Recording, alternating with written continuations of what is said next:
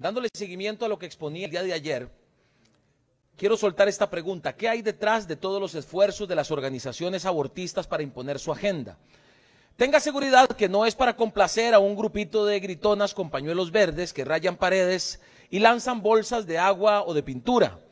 Ayer les hablé sobre el caso fabricado por estos grupos denominado Caso Beatriz, con el que buscan utilizar a la Corte Interamericana de los Derechos Humanos con el fin de que dicho organismo condene a El Salvador y declare el aborto como un derecho humano, obligando a los estados de la región a legalizar este genocidio.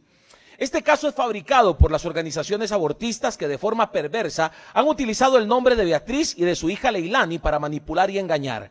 Con total inmoralidad han aprovechado que Beatriz ya no está porque falleció en un accidente de tránsito para imponer un cuento lleno de falacias, manipulación y tergiversación. Beatriz fue utilizada por estos grupos, robaron su información personal, se aprovecharon de su situación de salud, su estado emocional y hasta de su situación socioeconómica. Seguramente le manipularon diciendo que se haría millonaria si ganaba la demanda y posiblemente lo siguen haciendo con sus familiares. No es la primera vez que estos grupos intentan fabricar un caso para buscar la imposición del aborto.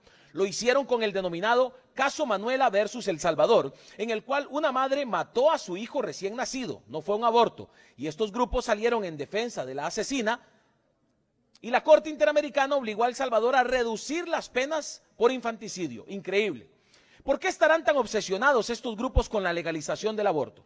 Como lo mencioné ayer, detrás de este caso está SEGIL, una organización que se dedica al litigio estratégico para crear jurisprudencia a favor del aborto, financiada por Open Society Foundation de George Soros. SEGIL es una organización con mucha influencia dentro de la Corte Interamericana. Incluso una de las juezas designadas para ver el caso Beatriz es la argentina Verónica Gómez, quien en su momento fue asesora de SEGIL, juez y parte.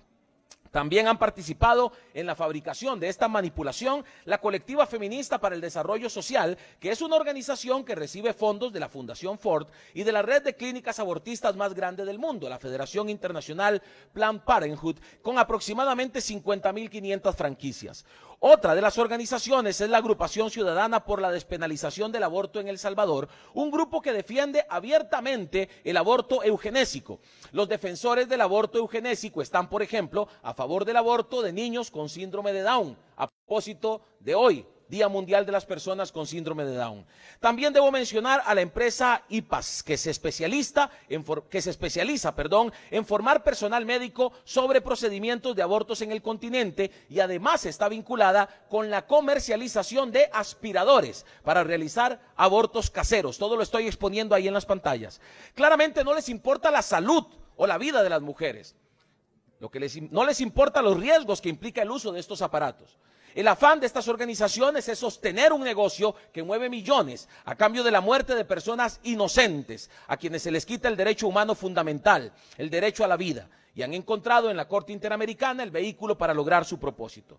Por eso, en el marco del comienzo de estas audiencias que se dan mañana, legisladores, autoridades y funcionarios de los estados de la región presentaremos en la Corte Interamericana una declaración conjunta en defensa de la Convención Americana sobre Derechos Humanos, donde exhortamos a la Corte a que su decisión sea ajustada a la realidad de los hechos y la interpretación auténtica de la Convención Americana sobre Derechos Humanos, que establece una protección general, no particular o limitada, de la vida desde la concepción.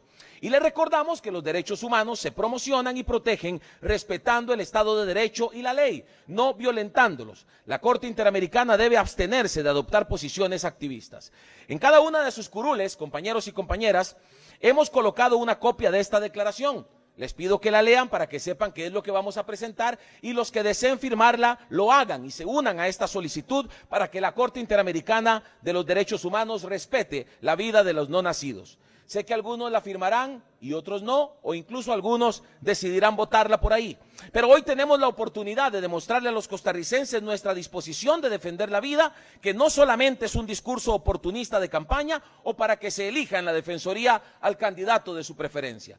Vamos, por supuesto, a contarle a todos los costarricenses en su momento cuáles diputados firmarán esta declaración que presentaremos mañana para que a los costarricenses les conste quiénes son los legisladores que dicen no al aborto y sí a la vida. Muy buenas tardes.